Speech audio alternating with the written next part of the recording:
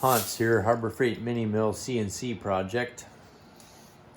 I want to show the eccentric cam that I made for the fine adjustment that I'm planning. I decided to do a test. So when I turn this wrench, I'm getting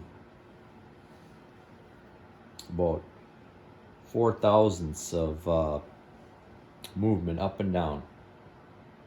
Top of the wrench here, and then I do a full 180 with the wrench, and then it goes the other way. So this is what I was looking for. The way this works is,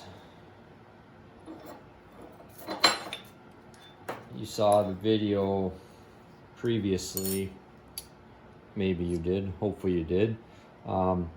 I ground a slight eccentric in the end of this shoulder bolt, and I cut the end of it off. So I made some test holes in some of this scrap material.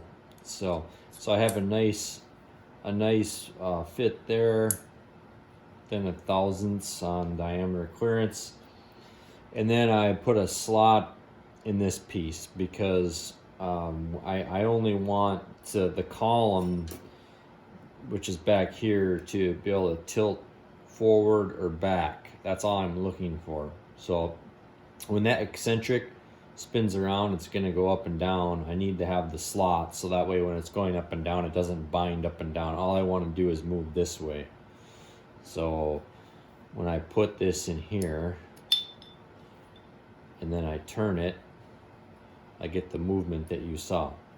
So I got 4 thousandths up and down movement.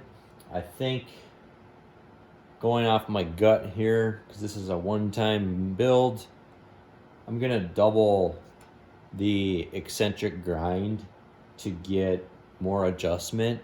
4 thousandths is micro. I think it's maybe micro squared, and I just want micro. So this was my test. I thought I'd share with you the results. Thanks.